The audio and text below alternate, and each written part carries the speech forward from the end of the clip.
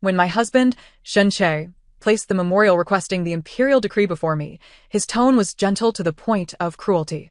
Ah Yuan, you have always been understanding and most virtuous. Yi has accompanied me for many years, enduring countless grievances. I owe her a rightful status. This memorial shall be submitted tomorrow. Henceforth, you will address each other as sisters, on equal footing. How delightful that would be. Equal footing.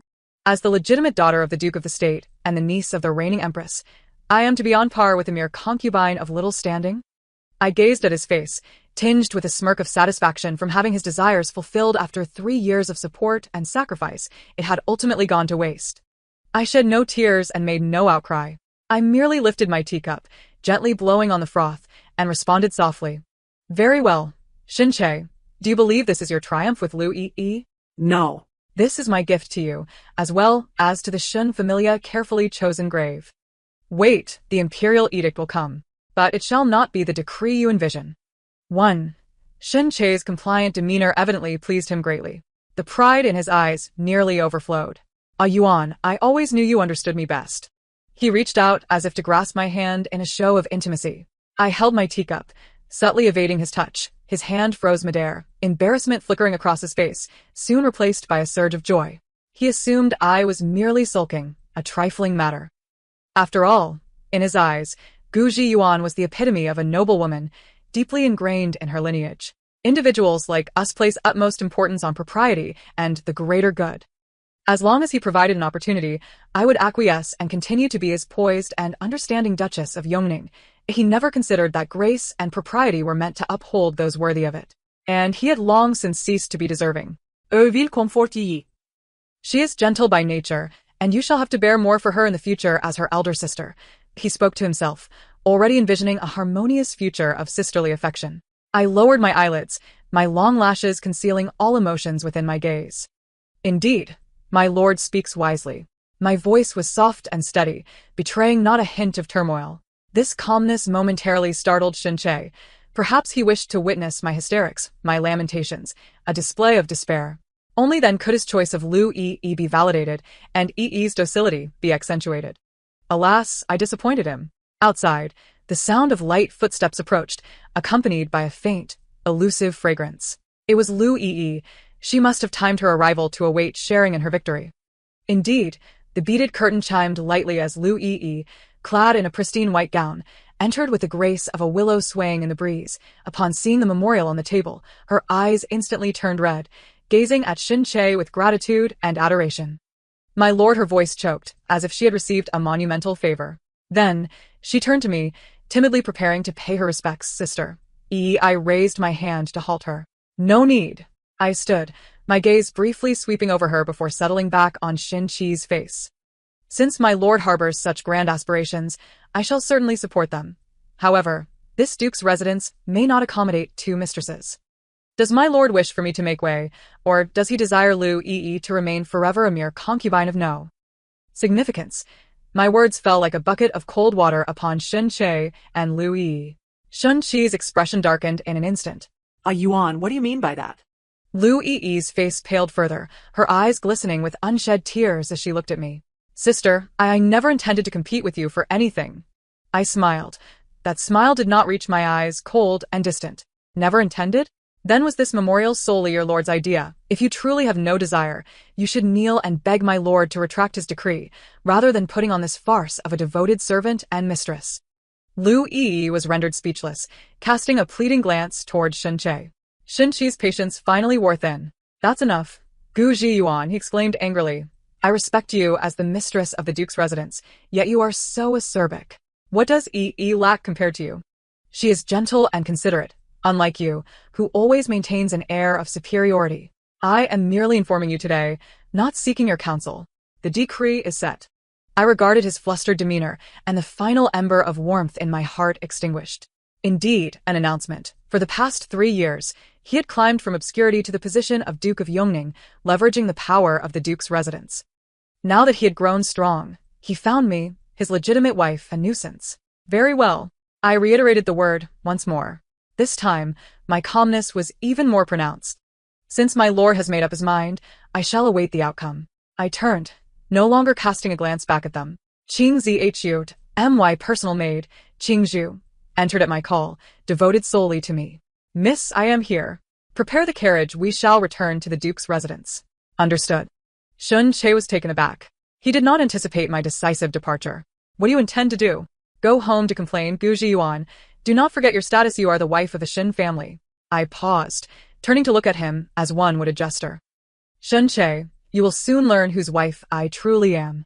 With that, I strode out without a backward glance. Behind me echoed Shin Chi's furious shouts and Lu Yi's feigned consolation. A splendid drama was about to unfold. And I, both a character in the play and the one to strike the gong, stood ready. 2. The carriage glided steadily out of the residence of the Duke of Yongning. Qingzhu draped a cloak over my shoulders. Her eyes filled with concern as she gazed at me. Miss you. I interrupted her. I am perfectly fine. How could I possibly be in distress? A heart that has withered knows neither sorrow nor joy. Miss, are we truly returning to the Duke's residence? No, I shook my head. I am making a trip to Linglong Pavilion to retrieve the exquisite golden hairpin adorned with the phoenix and peony that I had previously ordered. Qingzhu was taken aback for a moment, but soon comprehended my intention. That golden hairpin, resplendent in its beauty, was crafted by the finest artisans in the palace and was worth its weight in gold. More importantly, its design was such that only those of the highest rank could don it, namely, the first-rank noble consorts and esteemed ladies of the court. I had initially reserved it for my aunt, the current empress, for her birthday. Now, however, it served a new purpose. Miss intends to. Tomorrow, my aunt will host a banquet in the palace to admire the chrysanthemums, inviting all first-rank noble consorts. As the Duchess of Yongning, I naturally belong among the invited. Qingzhu's eyes sparkled with understanding. I comprehend, miss. Indeed, Shun Che believes this to be merely a family affair. I aim to demonstrate to him that the marriage of the legitimate daughter of the Duke of the State is never merely a family matter. It is a matter of state, a taboo that a mere Duke of Yongning like him could never dare to breach. Within the carriage, I closed my eyes to conserve my energy, my mind racing as I calculated each step. Meanwhile, I could only imagine that the residence of Yongning was unfolding a different scene altogether. My assumptions proved correct. After my departure, Shin Che's fury was quickly transformed into tenderness and guilt under Lu Yi's gentle soothing. I have wronged you. He embraced her, filled with compassion. It is my inadequacy that has caused you to endure such grievances. Lu Yi wept softly in his arms, her tears staining his garment. Do not blame the Duke. Blame only the misfortunes of Yi, who cannot, like her sister, boast a noble birth to assist the Duke. Yi only wished to remain by the Duke's side, even if nameless and unacknowledged. Her words struck deep into Shin Che's vulnerabilities and pride. His greatest fear was being perceived as dependent on my family's influence. Yi's subtle retreat only solidified his resolve to petition for her to be granted a noble title. This was not merely for Yi's sake, but to prove to the world that he, Shin Che, possessed the capability to provide everything for the woman he cherished. Rest assured, Shin Che proclaimed, patting her back with unwavering conviction. From this day forth, I shall never allow you to suffer even a fraction of grievance. Whether Gu Zhiyuan agrees or not is of no consequence. The residents of Yongning shall soon have a place for you. Tomorrow, I shall submit my petition. Within 3 to 5 days, the imperial decree shall be issued. At that time, we shall stand side by side, receiving the accolades of the officials, and see who dares to belittle you. Louis's tears transformed into a radiant smile, her eyes shimmering with boundless aspirations for the future. She had begun to envision herself donning the noble consort's attire, standing alongside Shin Che, imagining those who once looked down upon her now compelled to bow in respect. She even started to plan that once she became his primary wife, the first thing she would do would be to transfer the rare flowers and plants from my garden to her own courtyard. The folly of fools is always fleeting and laughable. They were ensnared in their own woven dreams, utterly oblivious to the fact that the bell of judgment had already begun to toll. 3. I did not return directly to the Duke's residence. After retrieving the golden hairpin from Linglong Pavilion, the carriage headed straight towards the Duke of State's manor. Before the manor, imposing stone lions stood majestically, and the crimson gates bore the imperial plaque of protection for the state and its people. Here lay my true roots. My father, the Duke of State Gu Xiuming, awaited me in his study. Dressed in his usual robes, he emanated an air of authority without displaying anger. Upon my entrance, he did not inquire further, but simply gestured toward the seat across from him. "Please take a seat." I complied, and after Qingzhu served tea, she quietly withdrew. In the study, it was just the two of us. "I have heard about Shin Che's actions," my father said, his voice steady as a mountain. "What do you intend to do?" He did not ask if I felt wronged, nor did he offer to intervene on my behalf, for he understood that his daughter required no such futile consolation. I gently pushed the brocade box containing the phoenix and peony hairpin towards him. "Tomorrow, I shall wear this to enter the palace for the banquet." His gaze fell upon the box, a glimmer of sharp understanding flashing in his eyes. "This is absurd," he exclaimed, though not with genuine anger. "For Shin Che to petition for a noble title for a concubine is already a grave affront. If you wear that pin into the palace, are you not inviting scrutiny from the censors?" I shook my head. "Father, I intend for them to seize this opportunity." I lifted my chin, meeting my father's gaze.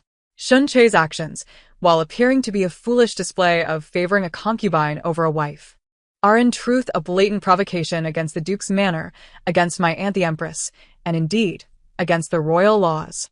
He believes that due to his current favor with the Emperor and his newfound status, His Majesty will acquiesce to his ludicrous request to placate him. He is wagering on the notion that new nobility are exempt from scrutiny and that the Emperor requires him to balance the factions within the court. My father stroked his beard, listening intently, a look of approval dawning in his eyes. "Continue." "Thus, I cannot merely weep and wail in the inner chambers. That would only belittle me and invite mockery from others. I must transform this matter from a domestic issue into one of state. When I enter the palace adorned with a phoenix hairpin, the censors will undoubtedly raise their objections. At that time, on one side will be the Duke of Yongning petitioning for a concubine's title, and on the other, the legitimate daughter of the Duke of State adorned in violation of etiquette. In this juxtaposition, what is deemed trivial and what is justifiable will be evident to the Emperor. At that moment, His Majesty's retribution will not be limited to Shin Che alone. It will serve as an opportunity to strike fear into others and rectify the court's decorum." I fell silent, observing my father's reaction. He remained contemplative for a long while, the only sound in the study being the wind outside. Finally, he spoke slowly. "You have grown." His voice carried a mix of pride, concern, and resolution. "However, have you considered that once this game is set in motion, there will be no room for retreat between you and Shin Che?"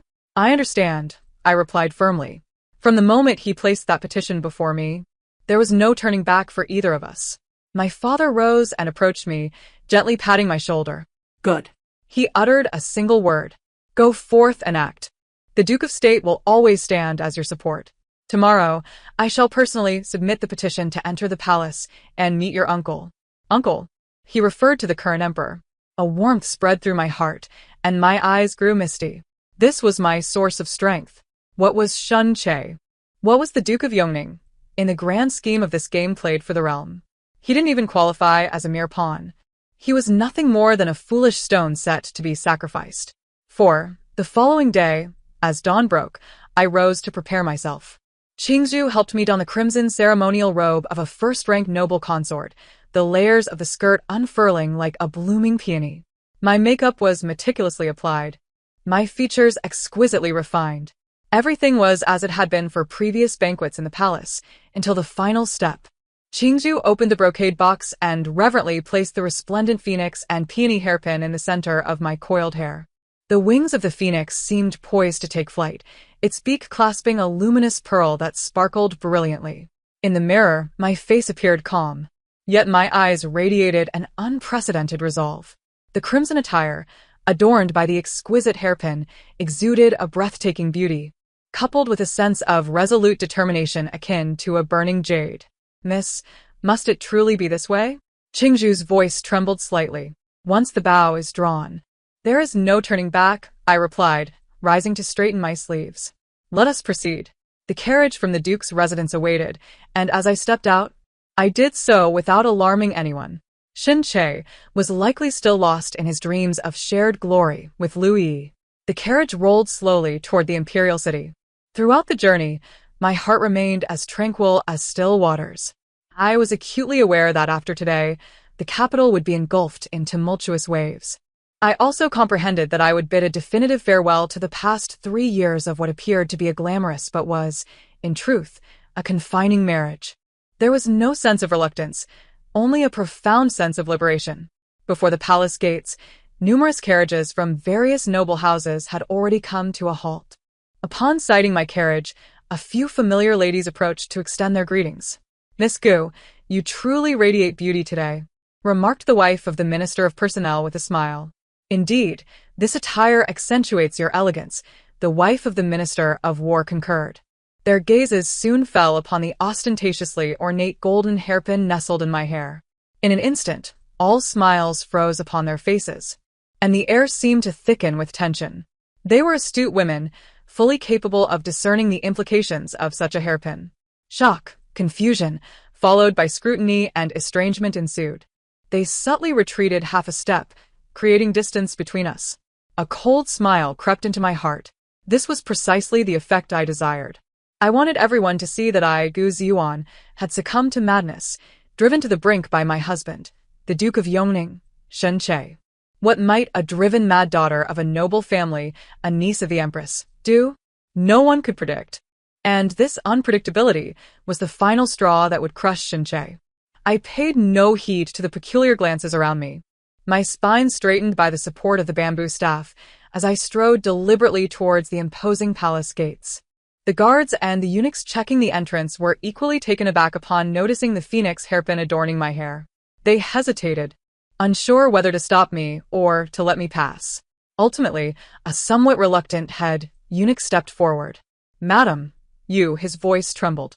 I cast him a cool glance. "The Empress has summoned me for the banquet. Do you have any objections?" My voice, though soft, carried an undeniable authority. It was the dignified demeanor ingrained in me as a daughter of a noble house since childhood. The eunuch, drenched in cold sweat from my gaze, dared not utter another word. "And no objections, madam. Please proceed." He bowed low, allowing me passage. I did not glance aside as I crossed the threshold into the depths of the palace. I understood that the moment I entered, the game was already under my control. "Shen Che, your schemes are far too trivial, so trivial that I have no desire to play upon your board. My battlefield lies in the court, in the hearts of the rulers." Inside Fingy Palace, the atmosphere was already vibrant with floral splendor and joyful laughter. The Empress, adorned in a resplendent crown and robe, sat regally at the head of the hall. I walked gracefully into the chamber and paid my respects. This humble servant, Gu, pays homage to Her Majesty the Empress. May Your Majesty live in peace and prosperity. With my arrival, the previously lively atmosphere fell into an immediate silence. All eyes were magnetically drawn to the phoenix hairpin in my hair, reflecting a myriad of emotions: shock, disdain, and schadenfreude. The Empress's expression darkened slightly as she scrutinized me. A flicker of complex feelings dancing in her eyes, a mix of disappointment and an undercurrent of sympathy. "Gu, raise your head," she commanded. Her tone bore no discernible emotion.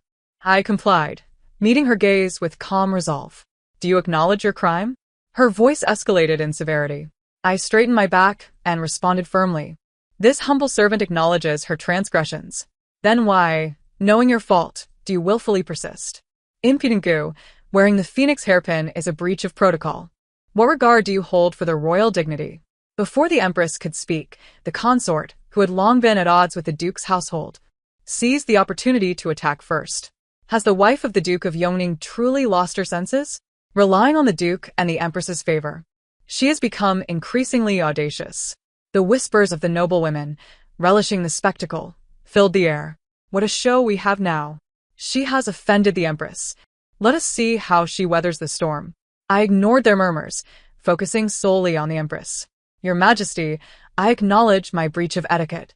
I am prepared to accept punishment. Yet, I must inquire which is the greater sin, my transgression or that of the Duke of Yongning, Shen Che?" This declaration stunned the entire assembly.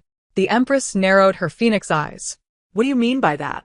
I produced a copy of a memorial from my sleeve, a document I had meticulously prepared beforehand, regarding Shen Che's request for a title for the physician, Louis. "Your Majesty, This is the memorial submitted by my husband, the Duke of Yongning, during today's South Morning Court. He requests that His Majesty grant the title of Ping wife to the physician Liu. I raised the document high, my voice clear and resonant throughout Fingy Palace. A collective gasp echoed in the hall. To request a title for a Ping wife? This is utterly absurd. For a century, the Great Zhou has upheld the notion of a Ping wife. But never has there been a precedent for bestowing an official title upon one. This act not only insulted me, the legitimate wife, but also trampled upon the foundational rights of our nation. Compared to this grievous affront to ancestral laws and the national order, what significance does wearing a phoenix hairpin hold? The consort's face shifted between shades of green and pale, leaving her at a loss for words. The noble women who had once reveled in the spectacle now stilled their expressions of schadenfreude. They finally understood. I had not come to lose my mind. I had come to present my grievances. In the most forceful and unyielding manner, the Empress regarded me, her stern gaze softening into a deep sigh of compassion. She grasped the memorial, her hands trembling with indignation as she read through it. Well done, Duke of Yongning. She slammed the document onto the table. What regard does he hold for me, for the Duke's household, or for the dignity of His Majesty? Your Majesty, please calm your anger. I knelt, my voice steady. My breach today was not intended as an affront to Your Majesty. In truth, Shun Che has gone too far, and I have no retreat left. Rather than remain home, entangled with base individuals, becoming the laughingstock of the capital, it is better to bring this matter to light and seek justice from you and His Majesty for myself and for the laws of the Great Zhou. Every word I spoke resonated with authority. This was not the lament of a wronged niece, but the declaration of a noble woman addressing the Empress about a matter that could shake the very foundations of our society. The Empress inhaled deeply, steadied by the hand of a palace maid as she rose. She approached me, personally helping me to my feet. Dear child, I misjudged the situation and allowed you to suffer. She grasped my hand tightly. Rest assured, this matter shall not be overlooked. Your transgression of wearing the phoenix hairpin is noted, but we shall address it later. Turning to the assembly, her voice became frigid as ice. The chrysanthemum banquet concludes here. Prepare to depart for Qianqing Palace. I shall personally inquire of His Majesty what sort of exceptional youth the Duke of Yongning truly is. Watching the Empress storm away in fury, I realized my first move had succeeded. Shun Che, you believed you had submitted an ascent to glory. Little did you know. It was but a summons to your own downfall. In Qianqing Palace, the imperial study, the ruler of the Great Zhou, my uncle, Emperor Jingde, was engrossed in reviewing memorials. His chief eunuch, Li Dequan, a veteran of the palace and a trusted confidant of the Empress, softly announced, Your Majesty, the Duke of the State requests an audience. Emperor Jingde lifted his gaze from the mountain of memorials, rubbing his temples. Admit him. My father, Gu Xiuming, the Duke of the State, entered the room, attired in formal court robes. I am Gu Xiuming, here to pay my respects to Your Majesty. Rise, my beloved minister. Is this visit regarding the military affairs of the northern border? Emperor Jingde inquired. My father shook his head. I have come today regarding family matters. Ah? The Emperor Jingde was somewhat taken aback. Did matters concerning his ministers' households truly require his intervention? With a heavy sigh, his father retrieved an edict from his sleeve. Unlike my own transcription, this was the original document from Shun Che. It was unclear what methods his father had employed to intercept it from the Bureau of Political Affairs. Your Majesty, please peruse this, he urged. Upon receiving the edict, the Emperor cast a brief glance at it, and his expression instantly darkened. What nonsense is this? He bellowed. Slamming the edict down upon the imperial desk, his regal visage alight with fury. To petition for a title for a concubine? Has Shun Che taken leave of his senses? I elevated him to the title of Duke Yongning to alleviate the burdens of the nation, not to undermine the principles of governance and challenge the ancestral rights. His father stood humbly to the side, silent. He understood that at this moment, the Emperor's wrath required an outlet. The Emperor paced restlessly in the imperial study, his chest heaving violently. What does he think he is doing? What does he intend for the Duke of State and myself? I personally bestowed the marriage. Who in the court does not know this? His actions are akin to delivering a public slap to my face. The emperor's ire was not solely due to Shin Che's ludicrous behavior. It stemmed more profoundly from the provocation of power. Shen Ke, a newly risen noble, Was a pawn the emperor had promoted to counterbalance the old aristocracy. Yet now, this piece dared to threaten the hand that moved it. He believed that with his wings fully spread and the emperor's favor upon him, he could act without restraint. He was testing the emperor's limits, which were not to be trifled with. At that moment, a report came from outside the hall. "Your Majesty, the Empress has arrived." The emperor's anger was still simmering when the Empress entered, exuding an aura of chill. She noticed his father, and was not surprised. "Your Majesty," she said, kneeling in respect, her eyes glistening with unshed tears. "My niece, today at Fingyi Palace, wore a phoenix crown and broke the rules to attend a banquet. I failed to discipline her. I beg your Majesty to punish me." She refrained from mentioning Shin Che, instead accepting the blame herself.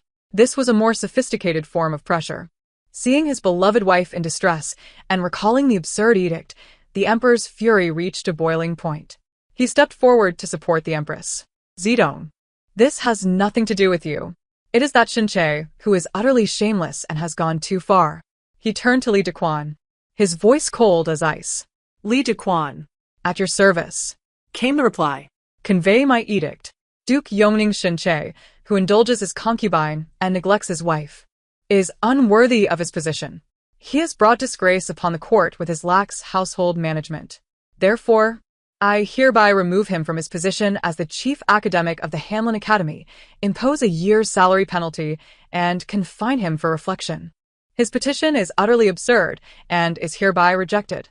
Furthermore, notify the Bureau of Political Affairs to circulate the original text of this edict among the 6 ministries and 9 ministers as a warning.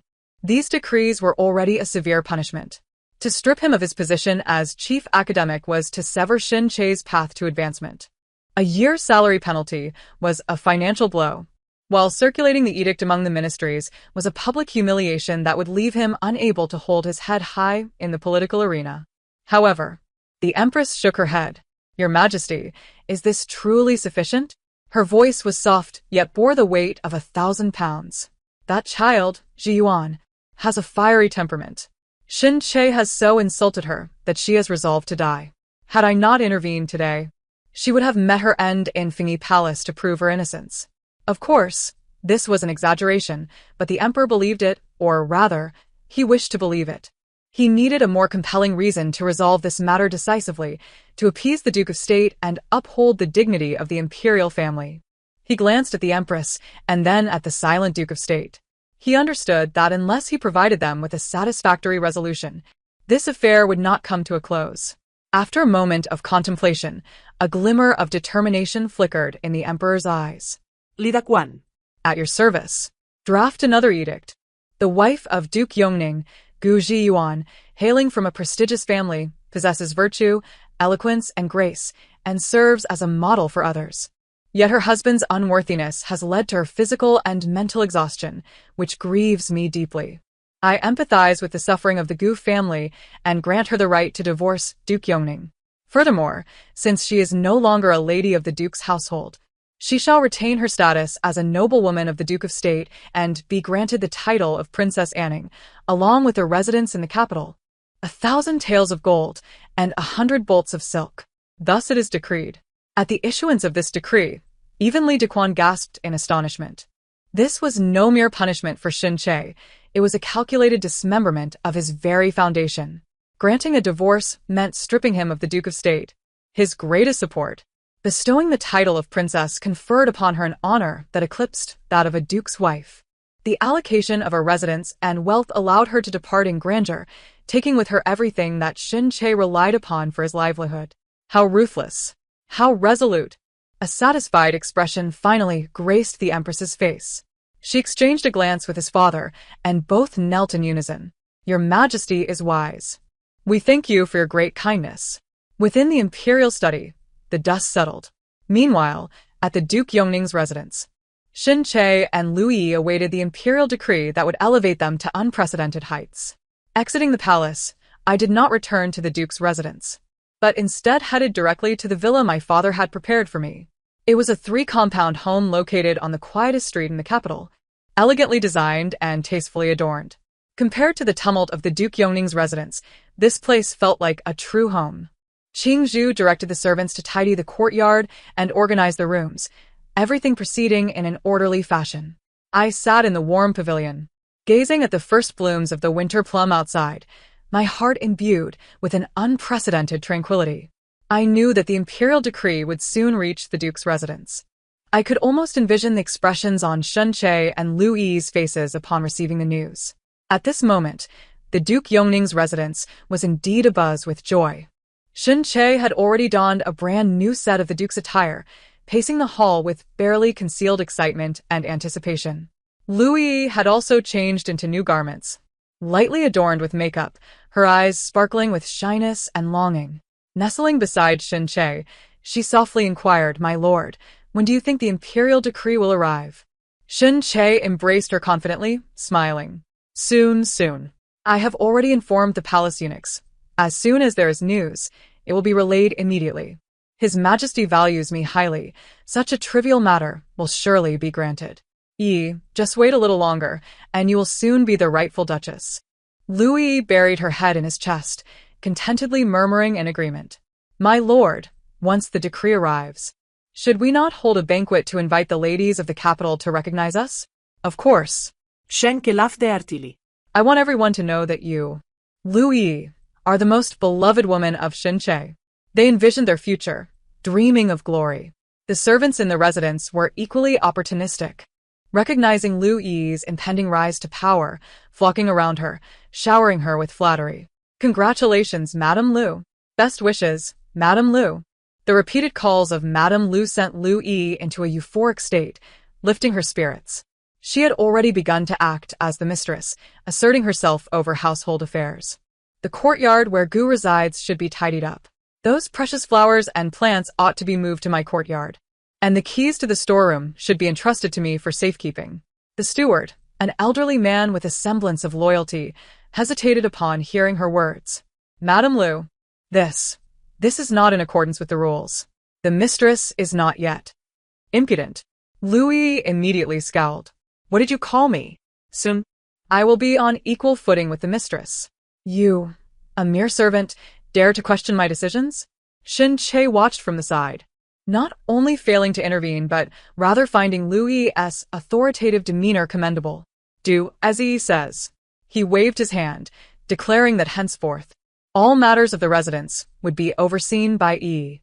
The steward dared not protest further and could only bow and retreat, his heart heavy with despair. He knew that this household was doomed. Amidst the cacophony and revelry, the grand gates of the Marquis's residence were thrust open with a resounding bang. A messenger, breathless and trembling with terror, stumbled inside. "My lord, this is dire." Shun Che, caught in a moment of jubilance, was abruptly interrupted, his mood soured. "What is the matter? Has someone from the palace arrived?" He initially assumed it might be good news. The young servant gasped, struggling for breath. "Yes, indeed. It is Master Li Dequan himself, sent directly from the palace. He comes with a grand retinue." "What?" Both Shun Che and Lu Yi were taken aback. Li Dequan? He was the most favored chief eunuch in the emperor's inner circle. Why would he personally deliver a commonplace edict, accompanied by a procession? An ominous premonition enveloped them both in an instant. Shun Che forced himself to appear composed. "Quickly, set up the incense altar. We must receive the decree." He seized Lu Yi, whose face had gone pale, and hurried to the front courtyard. Outside the Marquis's gates, banners fluttered, and the ceremonial display was imposing. Li Dequan, clad in a brand-new official robe, stood expressionless at the center, flanked by dozens of young eunuchs, exuding an intimidating presence. The crowd of onlookers, drawn by the commotion, had gathered around, their curiosity palpable. This spectacle did not seem indicative of good tidings. Rather, it felt as though a house was about to be raided. Shun Che's heart sank further with each passing moment. Shun Che, along with Lu Yi and the household staff, knelt before the incense altar. His heart raced like a drum, and he dared not raise his gaze to meet Li Dequan's countenance, burying his head deeply instead. Li Dequan cleared his throat, and his sharp yet authoritative voice reverberated throughout the entire residence of the Marquis of Yongning. "The imperial decree has arrived." He unfurled the bright yellow scroll, commencing the reading. By the grace of heaven and the will of the emperor, it is proclaimed, Xin Che, Marquis of Yongning, has favored his concubine over his wife, lacks the virtue befitting his station, governs his household poorly, and has brought disgrace upon the court. The first sentence struck Xin Che like a bolt from the blue, leaving him utterly stunned. Favoring a concubine over a wife, lacking virtue? Was this truly about him? How could this be? Louis trembled uncontrollably, nearly collapsing to the ground. The surrounding populace gasped in shock and murmured in hushed tones. Li Dequan's voice continued without pause, in light of his past minor contributions. I am loath to impose severe punishment. Therefore, I hereby remove him from his position as head scholar of the Hamlin Academy, impose a year's salary forfeiture, and confine him to his residence for reflection. Dismissed from his post? Xin Che felt darkness engulf him, his world spinning out of control. The head scholar of the Hamlin Academy was the foundation of his power, a symbol of his esteemed status. Without this title, he would merely be a marquis in name, devoid of any real authority. The petition to elevate his wife to a higher status is utterly absurd, a delusion. I hereby reject it. Li Dequan continued.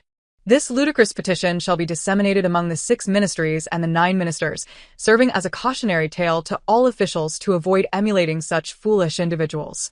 Boom. Xin Che's mind shattered completely. Each word felt like a searing iron brand, searing into his face, his dignity. It was over. His life was irrevocably ruined. He would become a laughingstock in the grand bureaucracy of the Zhou dynasty, a cautionary example. He could not fathom how this had come to pass. The emperor had always held him in high regard. Could it be Gu Zhiyuan? It must be her. She had surely gone to the palace to complain. That venomous woman. As he prepared to raise his head to unleash his fury, Li Dequan's voice rang out once more, this time with a gentler intonation. There is another decree, one pertaining to the Gu family.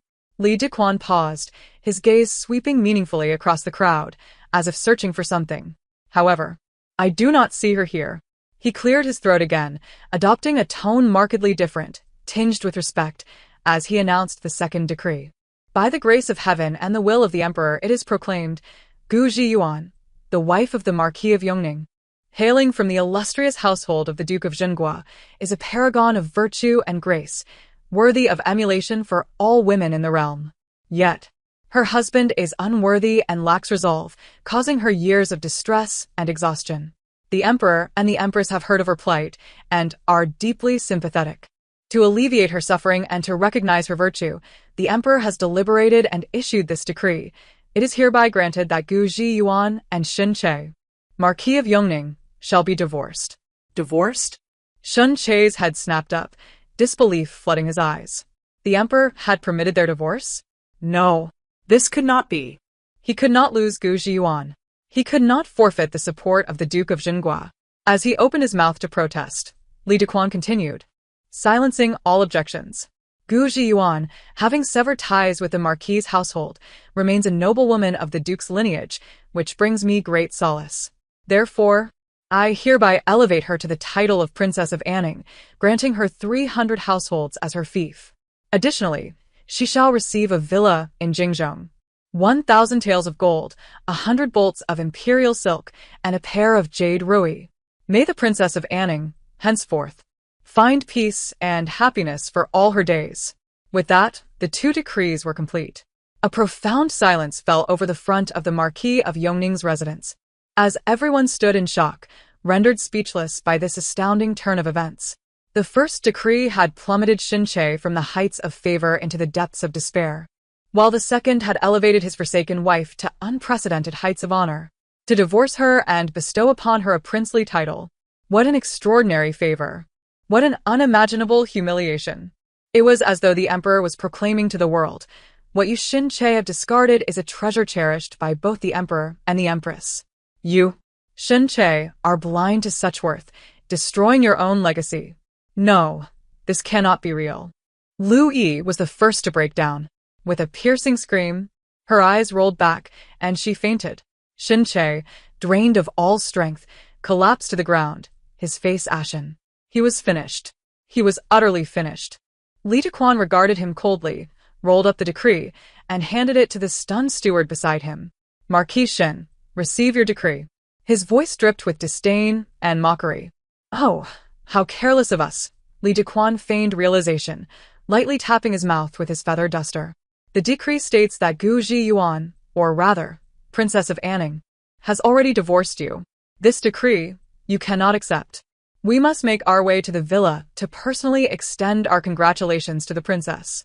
With that, he turned, ignoring the prostrate Xin Che, and departed in a grand procession, leaving only Xin Che amidst the chaos, grappling with the weight of his ruin. The echoes of Princess of Anning, divorced, reverberated endlessly in his mind. He expelled a mouthful of blood and succumbed to unconsciousness. I received the decree in the main hall of the villa. Li Dequan personally delivered it to me, his smile as warm as a spring breeze. Congratulations, princess. From now on, you are free, no longer subject to anyone's disdain. I smiled subtly and exchanged a glance with Qing Zhu, who promptly understood and presented Li Dequan with a heavy purse. Thank you, chiefly, for making this trip. Li Dequan weighed the purse in his hand, and his smile grew more genuine. You honor me, princess. This is but my duty. Both the emperor and the empress are concerned for your well-being, urging you to rest and not to waste your emotions on those unworthy of them. I nodded in understanding, extending my gratitude to the emperor and empress for their kindness. After bidding farewell to Li Dequan, I gazed at the decree in my hands, a sense of tranquility washing over me. The elevation to princess was an unforeseen delight, likely a gesture of compassion from the empress on my behalf. With this title, I was no longer the dependent wife of a marquis, but Gu Ji Yuan, Princess of Anning in the Zhou dynasty. Miss No, Princess. Qingzhu, overwhelmed with joy, shed tears of relief. We have finally escaped the torment. I gently patted her hand. There is no rush. This is merely the first step. What? Qingzhu looked puzzled. I gazed out the window, my eyes lost in thought. Shun Che has fallen, but the Yongning Marquis remains standing. My aim is to strip him of everything, to ensure he pays the most excruciating price for his foolishness. Qingzhu, you must immediately attend to a matter. I leaned closer to her ear and whispered a few instructions. As she listened, her eyes sparkled with increasing brightness, and she nodded vigorously. The servant obeys. I will ensure it is done flawlessly. She departed with resolve. I then picked up my pen and began to compile a list. It was the bridal dowry I brought with me upon entering the marquis, every item meticulously recorded. Meanwhile, the Yongning Marquis had descended into utter chaos. Xin Che slowly regained consciousness, confronted by Lu Yi's weeping and accusations. Marquis, did you not promise it was foolproof? How could this happen? My dowry is gone. My reputation has been shattered. It's all your fault. It's all due to your ex-wife. She has brought about our ruin. Shenke, already frazzled, was driven to the brink by her incessant nagging. Enough. Silence. He roared. How dare you still weep? If it weren't for your constant instigation in my ear, I would not have fallen to this state. The once tender affections evaporated under the weight of reality, making way for an unending cycle of bickering and blame. At that moment, the butler hurriedly burst in. My lord, it's bad. There are many people outside. It's the accountant and guards from the Duke's residence. Shen Chiese art sank. What could they want? Before he could finish speaking, a throng of people stormed in, led by Lin Bo, the steward of the Duke's household. Without a glance at Shun Che or Lu Yi, Lin Bo bowed toward the empty main seat. By the command of the Princess of Anning, we have come to retrieve the princess's dowry. What? Shin Che felt as though struck by lightning. Retrieve the dowry? Impossible, he barked. She is divorced, not abandoned. According to the laws of the Great Zhou, a divorced woman can only take half of her dowry. Lin Bo scoffed, producing a marriage certificate and a thick list of the dowry from his robe. Marquis Shun, have you forgotten? When you married my lady, you signed this marriage certificate, which clearly states that if the divorce is not due to my lady's fault, all dowry must be returned in full, black and white, with your own seal. Do you intend to renege on this? Shin Che snatched the marriage certificate and his face turned ashen. He recalled how, when he had nothing, he signed a near-slave contract to marry me, seeking the support of the Duke's residence. This marriage certificate was one of those chains. At that time, He only thought of climbing up the social ladder, never anticipating it would become a noose around his neck. For the past 3 years, the expenses of the marquise and his own social engagements were nearly all sustained by my dowry. Should he return the entire dowry, the Yongning marquise would be left as nothing but a hollow shell. No, that cannot be. He clutched the marriage certificate, appearing almost mad. I do not consent. I am the marquis. This household is under my command. Lin Bo regarded him as one might a fool. The marquis? He sneered. You will soon cease to be one. What do you mean? A stronger sense of unease gripped Shin Che. Lin Bo ignored him, signaling to the guards behind him. Move. Not a single item from the dowry list may be left behind. Take everything back to Anyaju. Anyone who dares to obstruct us, strike them. The guards of the Duke's residence were not to be compared with the soft-handed servants of the marquise. They surged in like wolves, beginning to haul away belongings. Trunks, ornaments, calligraphy, antiques. Anything listed in the dowry was not spared. Louis attempted to rush forward to snatch her favorite jade ruby, only to be unceremoniously pushed aside by a guard, falling to the ground. Shin Che tried to intervene but found himself restrained by 2 towering guards, unable to move. He could only watch helplessly as the marquise was systematically emptied. He watched as the items that once symbolized his wealth and power were taken away. This was the true act of undermining him, severing his authority, and then stripping him of his wealth. Gu Zuan, you possess a heart of unparalleled ruthlessness. Shin Che howled in despair within himself. The removal of the dowry was merely the beginning.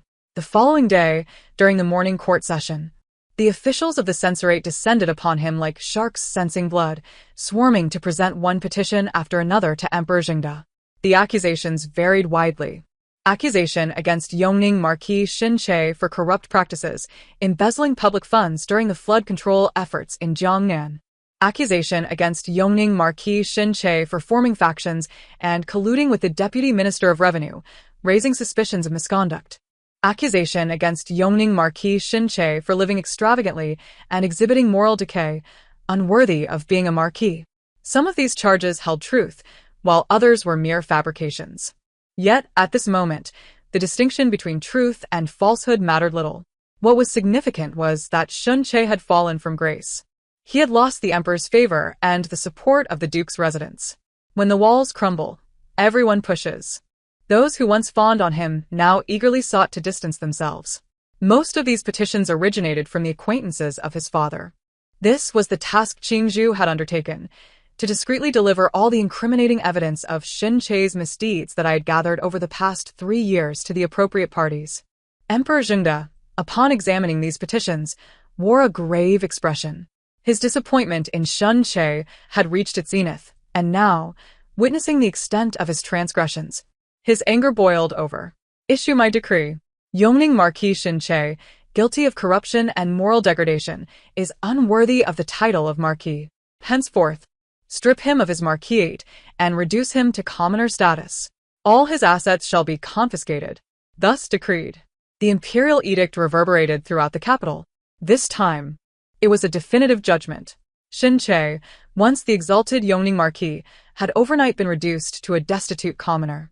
When the officers arrived to confiscate what remained of the already emptied marquis, only Shin Che's face of despair and the still wailing Liu Yi were left behind. They were cast out from the residence that had once bestowed upon them boundless glory.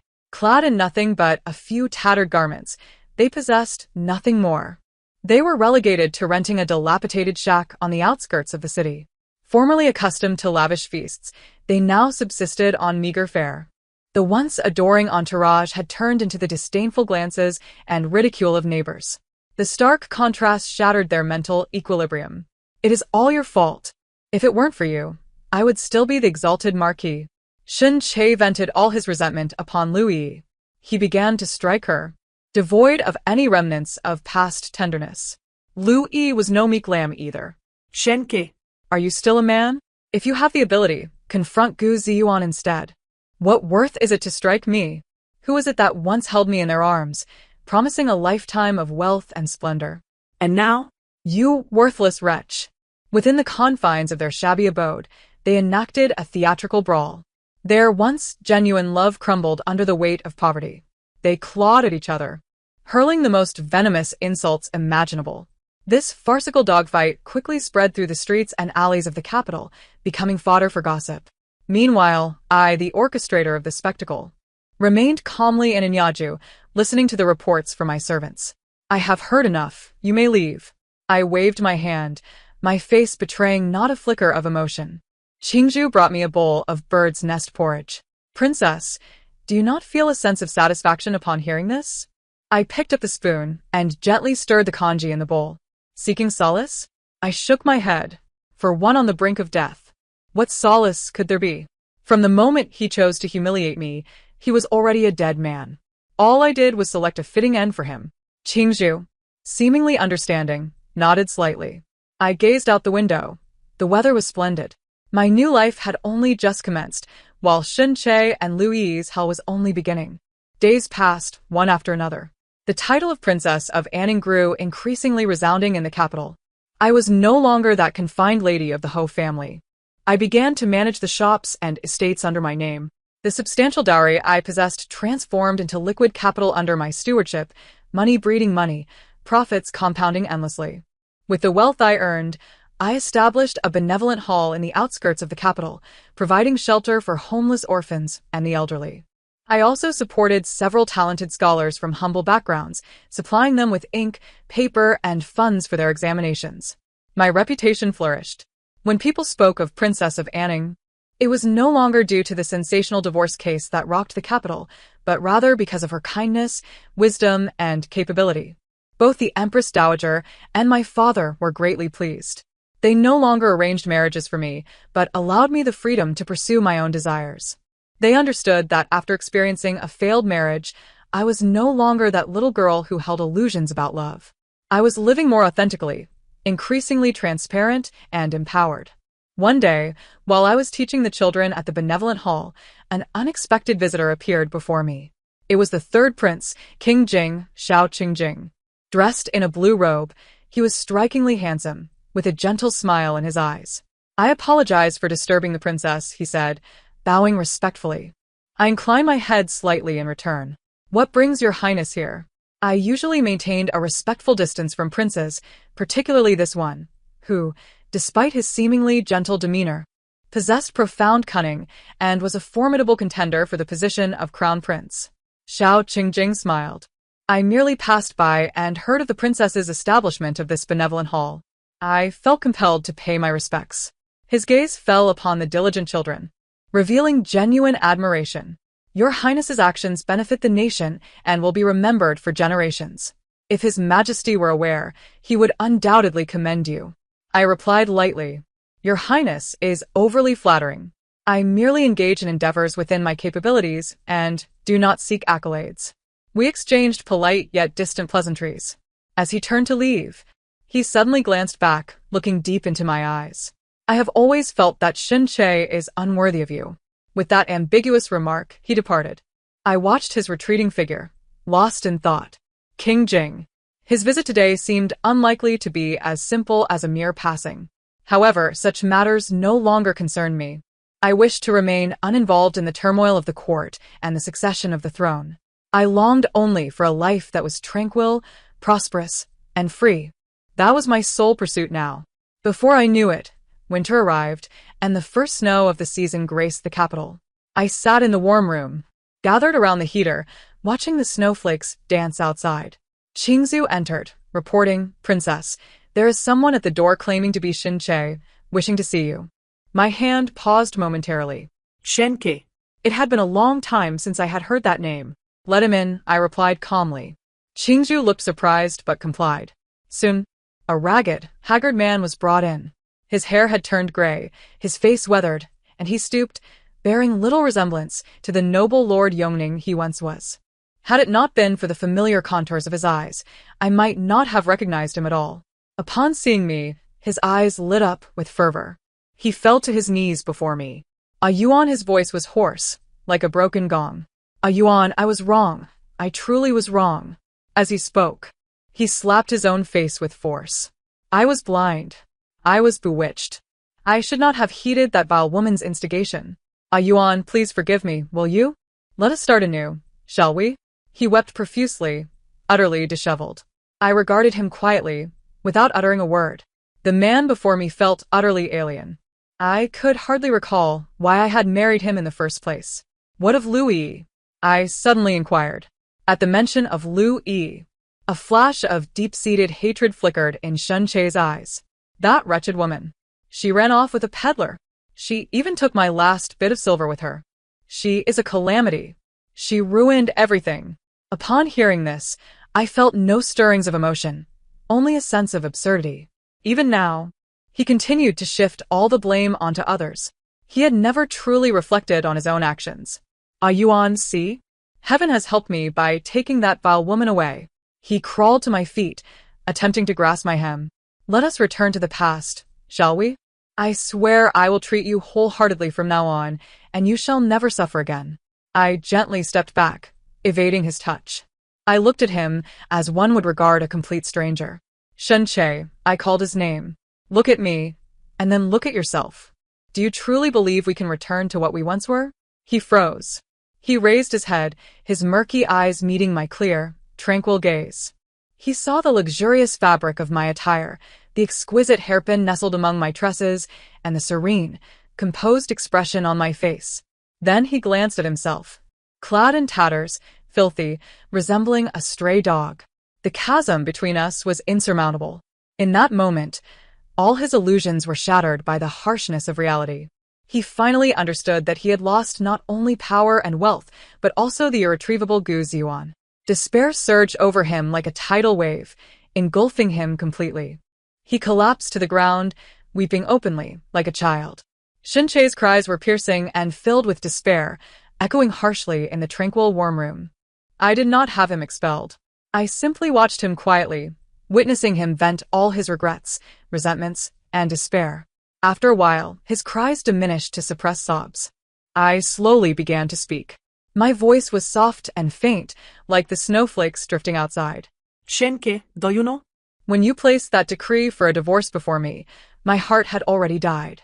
Therefore, everything I did afterward was not out of vengeance.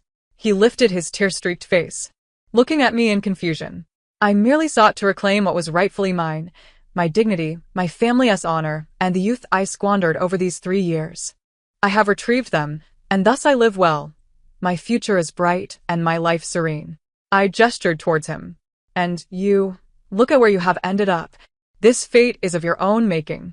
You have single-handedly destroyed everything you once possessed. Your arrogance, your foolishness, and your greed are your true adversaries. Each of my words struck him like a gentle blade, slicing through the bloody reality he faced, leaving him nowhere to hide. He stared at me blankly, his lips moving yet unable to form a single word. Indeed, it is I. Everything is my doing. Had I not been so arrogant and so eager to humiliate her in the past, had I possessed the clarity to recognize the treasures I held, perhaps things would have been different. Yet, there exists no what if in this world, no elixir for regret. Thus, I gazed down upon him, my eyes devoid of hatred or affection, only a faint trace of pity for a fool. I posed the question that had long lingered in my mind. I was granted a decree of divorce, my future gleaming with promise. Your present state is entirely of your own making, Shun Che. What, pray tell, are you weeping for? Is it the loss of power and status? Or perhaps the lamentation of lost riches and glory? Or is it the sorrow of having lost someone like me, who could have allowed you to indulge your every whim, yet would never betray you? But none of this pertains to love. The tears you shed have always been solely for yourself. My words struck him like a heavy hammer, crashing down upon his heart. He opened his mouth to retort, yet found his throat constricted, silenced by an inability to utter a sound. Indeed, what am I crying for? He did not know. He truly did not know. He merely felt a void within his chest, an emptiness that instilled fear. I paid no further heed to Shun Che. Qingzhu, please escort our guest out. I turned away, making my way towards the inner chamber. Behind me, Qingzhu's icy voice rang out. Mr. Shun, please. Followed by Shun Che's footsteps, devoid of life, echoing like ashes. From that moment forth, our fates were irrevocably severed. Days passed, and I learned that Shun Che had succumbed to madness. He wandered the streets of the capital, proclaiming himself the Duke of Yongning, claiming that Princess Anning was his wife. People regarded him as a jest, pointing and laughing. Eventually, on a night blanketed in heavy snow, he was found frozen to death before the gates of the former Duke of Yongning's residence, clinging tightly to a jade pendant, now faded beyond recognition. It was the token I had gifted him upon our vow of love. When Qing Zhu delivered this news to me, I was trimming a pot of narcissus. I merely acknowledged her with a sound, not even lifting my eyelids. His death was but a trivial piece of old news to me. My life continued unabated. The benevolent hall flourished, and several of the students I supported achieved success in the imperial examinations. They regarded me with gratitude, seeing me as a mentor. The influence of the Duke of Zhangguo grew ever more secure, bolstered by my father's astute strategies and the allegiance of these newly appointed officials. Prince Jing, Xiao Qingjing, visited my residence with increasing frequency. He never broached matters of state, but rather engaged me in discussions of poetry, literature, or amusing anecdotes from the benevolent hall. He would bring me the freshest tributes from the palace and would gently massage my temples when I found myself overwhelmed by ledgers. His companionship was like a gentle spring rain, nurturing without ostentation. I made no promises to him, nor did I refuse him. The future remains uncertain. Yet I am resolute in my conviction that I shall never again forsake myself for any man. During the Lantern Festival of that year, the capital was ablaze with lights, thronged with visitors. Xiao Qingjing invited me to join him in the festivities. We walked amongst the bustling crowd, gazing at the resplendent fireworks bursting in the sky.